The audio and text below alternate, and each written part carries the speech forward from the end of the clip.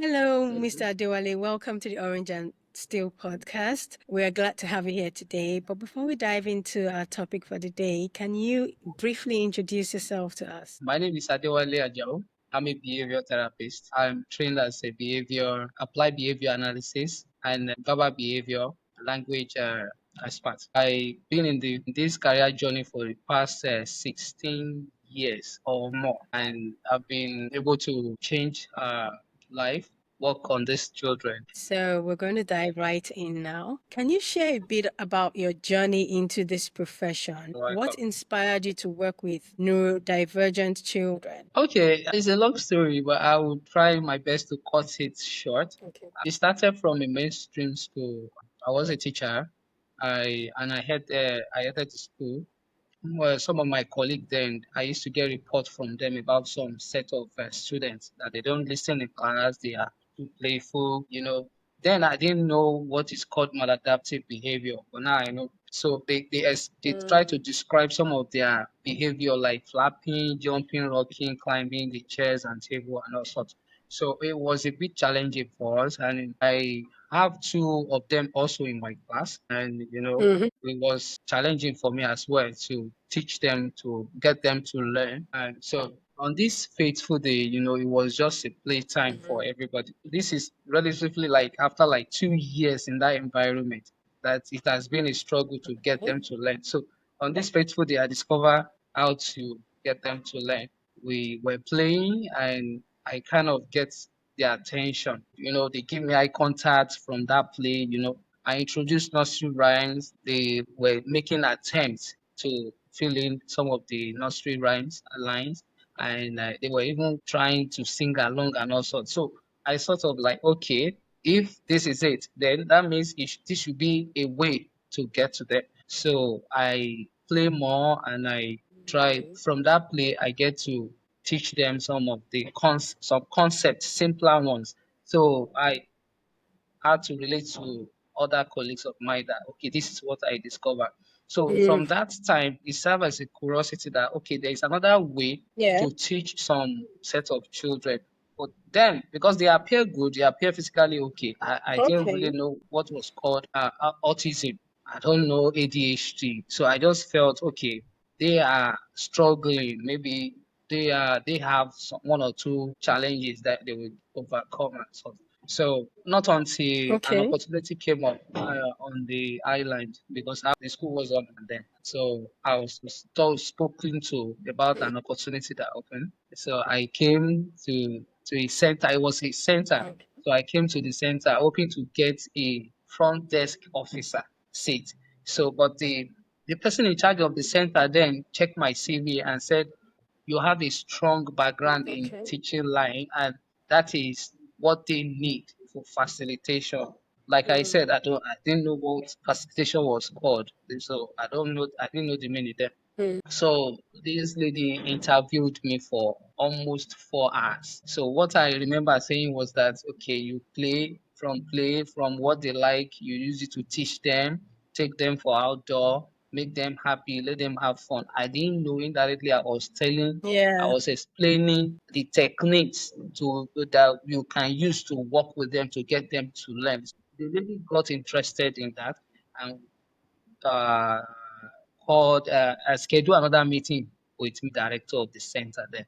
So I met with her. After the interview, they took me in, and so I now had the opportunity to see them, to see their natural environment, see them like in boys and girls in numbers, and I saw the therapist then, my senior, working with them and how they were connecting with them, getting the best from them. That serves a huge curiosity for me. Like, okay, if they can bring out this from them, I should be able to do more because they are more of ladies. Yeah, ladies in that environment. So then I was given the opportunity to work with one of them, from my background, play nursery rhymes, and we were connecting. Most especially that play Okay. really got the boy to open up, and I was like, wow, okay, this is it, this is it. You wanted to see how this worked out with these children who you weren't even used to, but you are curious enough to want to know more about how to manage them. So, were there any personal experiences or pivotal moments that made you passionate about this field?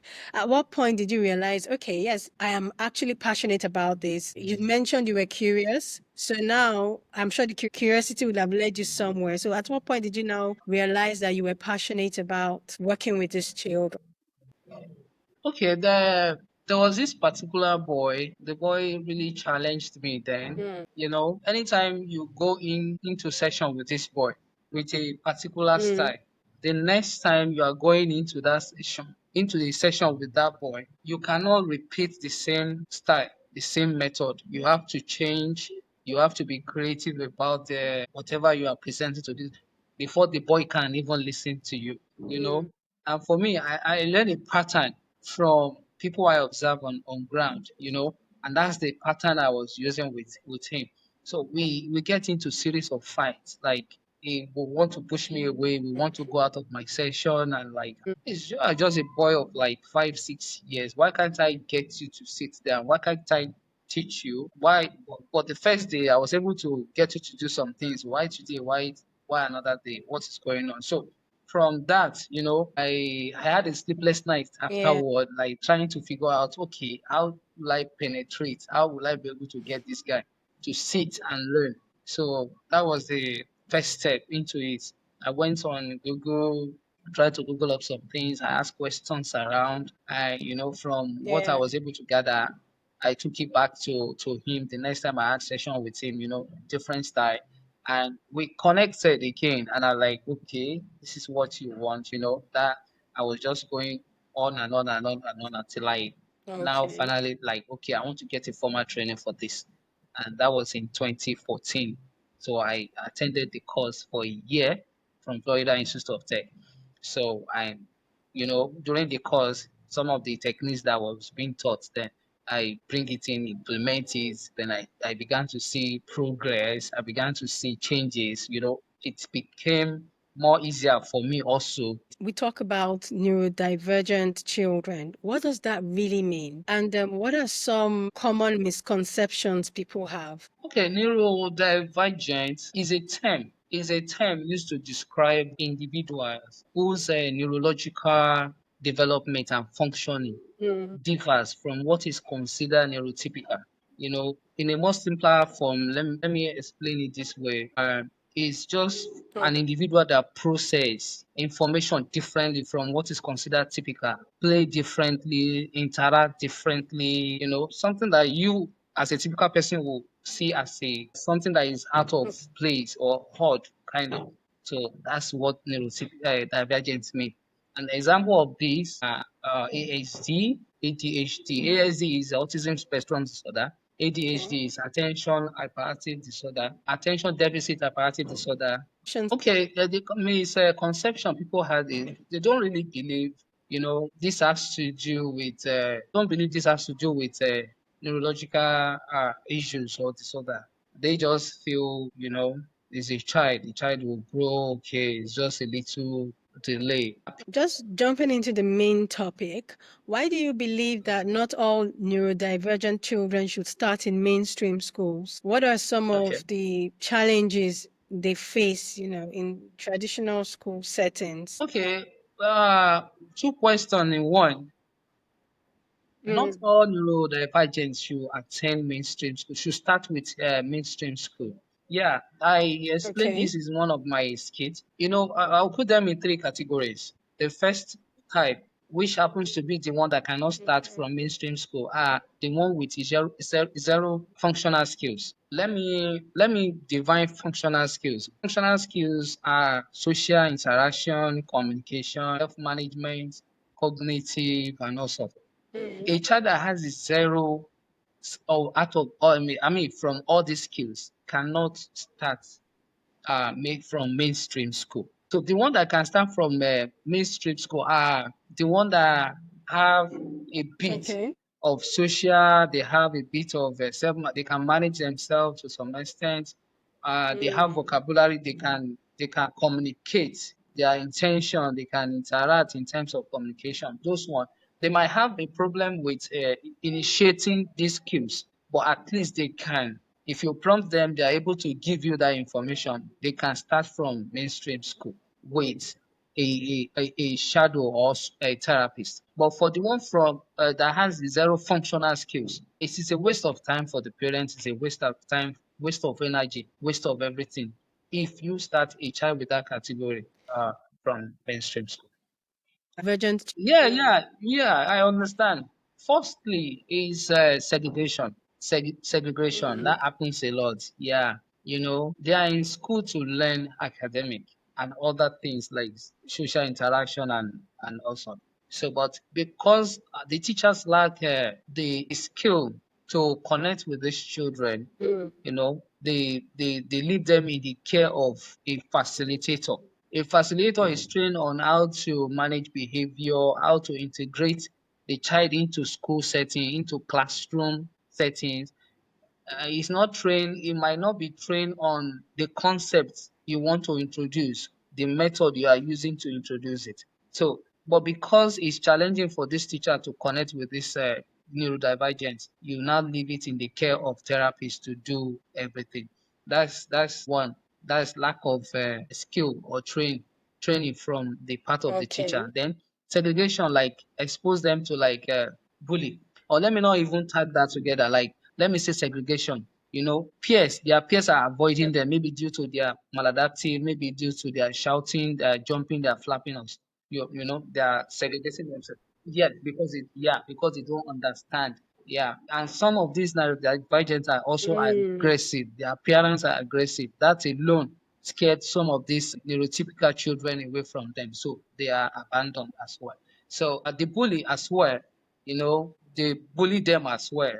They talk, they don't want to. I've been to Mm. several schools and I have taken notes from the typical one. They bully them. Though we approach the school and we let them know. And after we suggest training to them in their environment. And once they give us the opportunity to train the children, to expose the children to how they can relate with these children, it's okay. It's fine afterwards. So how can they identify that? What can they do to identify a child that needs a different learning environment? Okay, it's simple. From my own expertise angle, Mm. four key things. They need to take note of four key things. If a child is not imitating, that's the first skill. Is a first skill. It's like a foundation for everybody, even the typical and everybody, neurotypical and typical neurodivergence is a foundational skill that an individual must have. Mm.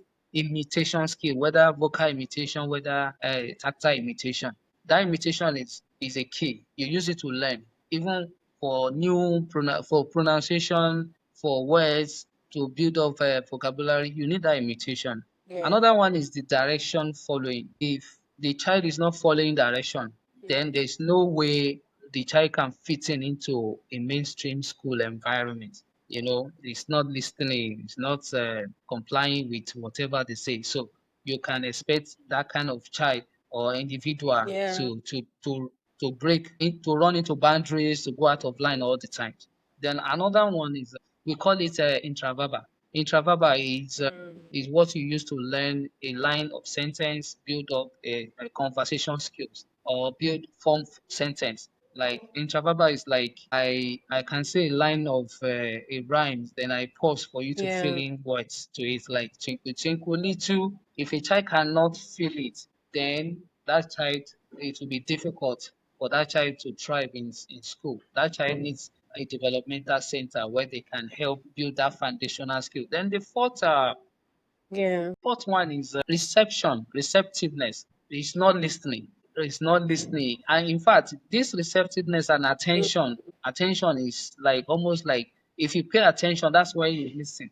If you don't Mhm. pay attention, you are not listening. So if you are not receptive in school, then there's no amount of what the teacher can be saying that it will sink or you will comprehend. So those four things, it's a flag, it's a red flag. But some parents, even at that, believe that enrolling their neurodivergent child in a mainstream school early on will help improve their communication skills. Is there any truth in this, or could it potentially have the opposite effect? And let me explain a little further what I'm asking. Because some parents believe that if you put the children with other neurodivergent children, they may continue in that same pattern, but putting them in the mainstream school might help them to connect better with other children. So they have like the neurotypical children around them, and they feel like it might be easier for them to imitate like some good regular character from those children. Do you get what I'm saying? I don't know if you understand the question, but so that to help Yes, the yes, I children do. communicate better, they should start from the mainstream school, and that to help. So I don't know. Is there any truth in this, or could it potentially have the opposite effect? Okay, it's not a bad thing to have, to have desires, to have, to view something in a particular way. But it's better if it's coming from an expert advice. It's better, it's more better Mm, because before an expert would declare or say that, there must be some things that an expert has checked, evaluate to see that, okay, if there are that foundational skill for this child to pick words, to do what the parent expected. Yes, yeah. But over the time, we've seen how that plays out. Somehow they is almost like what the parents expected from the beginning. While some failed too woefully, they have to go back, get a therapist, either to withdraw the child at home or to withdraw the child to the developmental center. So yeah, we've seen how that plays out. But on a general note, in order not to waste resources, not to waste the child's time, not to waste every other okay. person around the child's time, it is better to do a proper evaluation for a child to be able to learn that in school, to be able to talk, to be able to uh, imitate good behavior and all sorts. They must have some foundational Mm, skills. And there's a reason why they say early intervention is the key. If that child needs early intervention and the parent is saying no, it should be from mainstream school, then the parent is coming back to face a lot of trouble. And that time, once that time goes, is a lot of problem for either the therapist or the parent themselves. like The appropriate school for a child okay. that for neurodivergent that have a zero skill is developmental center. It's not like they will not go back to mainstream school. They are going to go back to mainstream school. So we have some kids that spend like 4 years, and after 4 years, they are in school with supervision of a therapist Mm. or a center. What are the specific techniques that have proven to be effective for these children? ABA is the golden standard. Why is that? Is because yes, why is because uh, Okay. it's a science, it's a proven techniques that has worked. That's it deal with behavior, and it's not just working on the behavior. It's working on speech of a child. Let Okay. me say, it's working on five areas of a child. It's working on behavior, which is social interaction. It's working on communication, Mm. which is speech and language. It's working on Mm-hmm. self-management, which is self-help skills, is working on motor functions, helping the child to be able to write, do some fine motor activities, and large motor, like gross motor activities.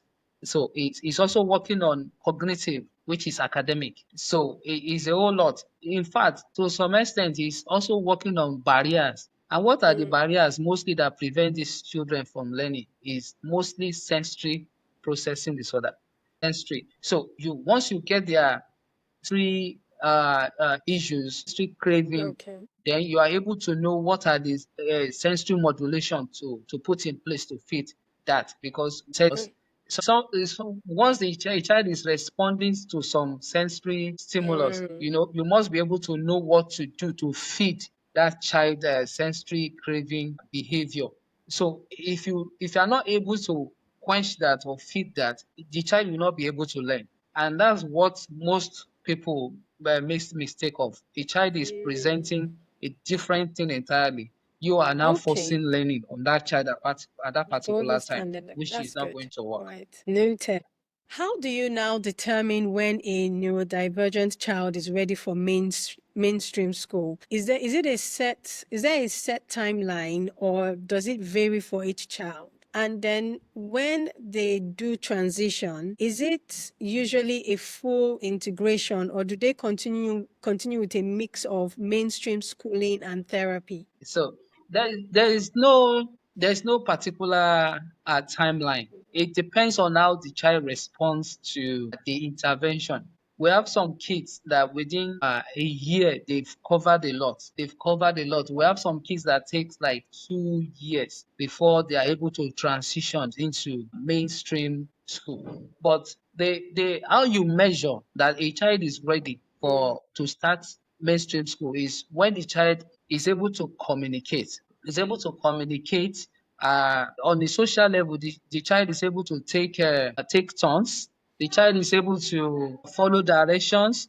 The child is able to manage himself or his or her sensory need in the midst of his peers. mm, If he's going and you say stop, the child is able to respond to stop. Like that's where management of sensory comes starts from. If you say stop and the child stops, so that then this on the in self-management, if the child is able to like feed himself, potty trained in a way, there are some certain class that they are not going to yeah. a support staff in the school will not be able to help them to the restroom or something. So if this child is potty trained, is able to feed himself or herself, he can wear his shoe or with little assistance, yes, this child is ready for school. Is it usually a full integration, or do they continue with a mix of mainstream schooling and therapy? Yeah, Okay. it depends on the integration. It depends on the school.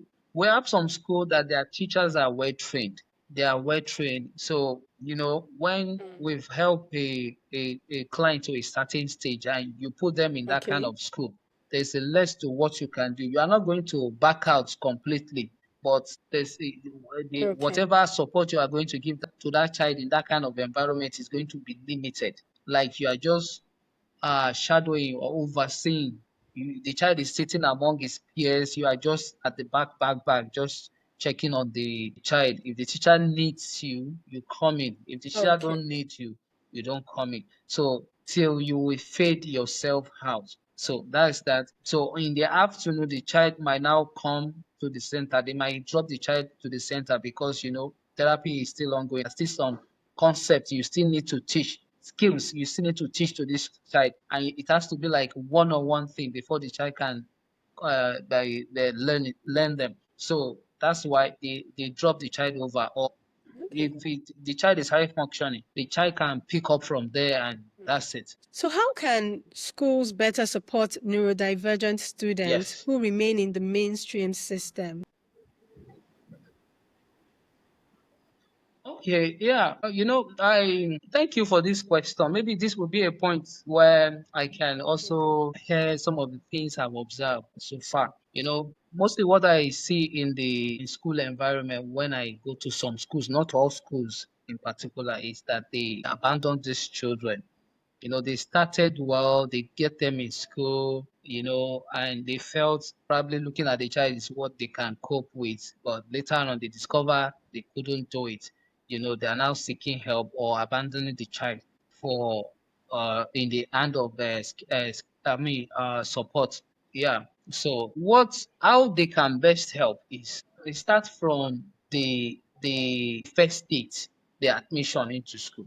There should be a Okay. standard assessment tools. There should be a standard assessment tools, or there should be a recommendation from an expert who would have checked their social interaction, who would have checked their communication, who would have checked their self-help, Mm, who would have evaluated their cognitive, their academic skills and motor functions before they can even that sensory part. They need to check whether this child with his own sensory issues can he fit into school, can he settle into school, and if he can settle into school, what kind of environment can this child function well?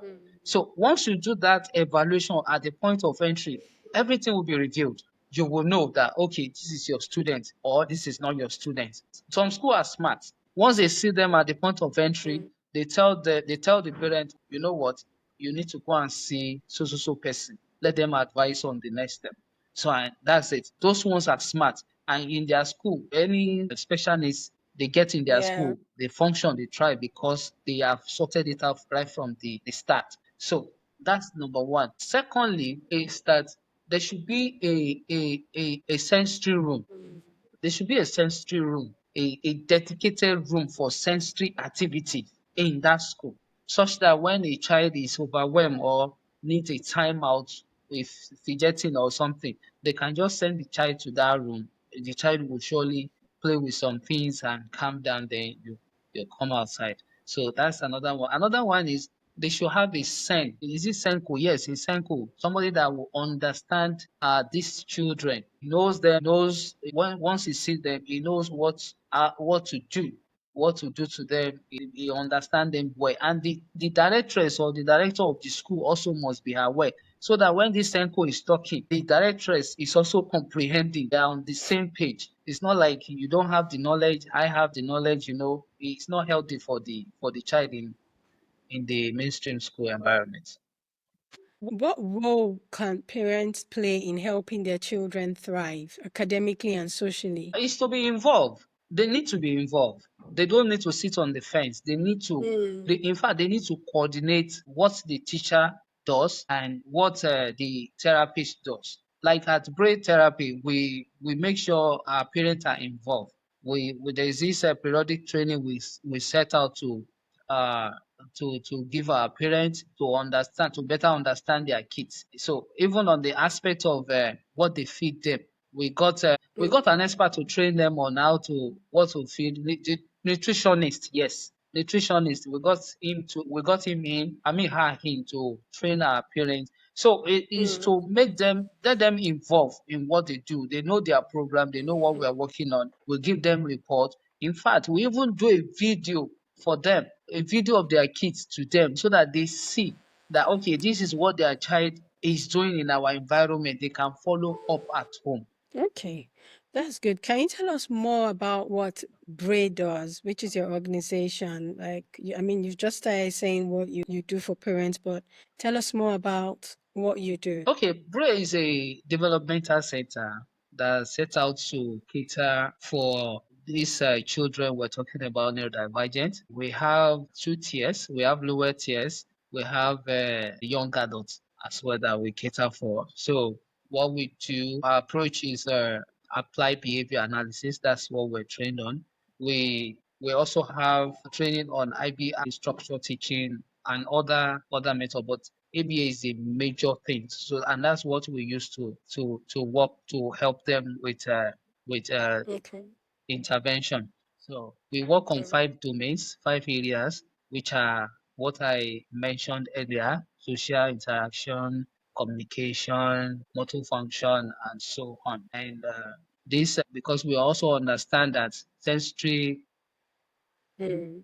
disorder, sensory issues is always serving as a barrier for learning. Also, we also make provisions to address it.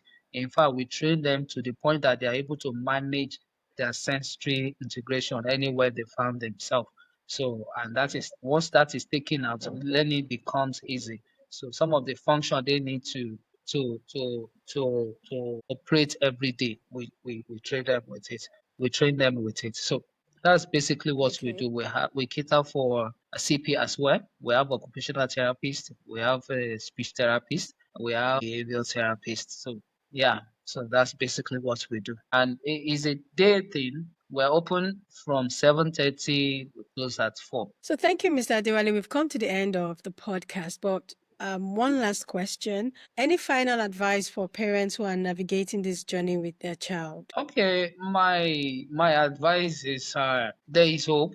I've seen a lot of success stories, and what you just need to do is just to seek help on time for them. It makes a lot of things easier, and you need to seek the right Yes. help. It's okay. Every parent want their kids to go to school. They want their kid to graduate from school, which is okay, which is fine. But you need to know whether your child have that capacity, whether your child can thrive in school setting. If your child cannot thrive in school setting, it will be best to look for a skill for that child to train the child on. So it's nothing bad. It's just for everybody to be happy at the end of the day. The child also should be formed to be able to function for himself. So just seek help on time and be hopeful.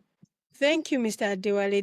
We've finally come to the end of the Okay. podcast. Thank you for being on here and sharing your knowledge with us. Thank you You're too. Thank you welcome. for having Enjoy me the on your rest of your program. I day. really appreciate All this. right. Thank you so much. Bye.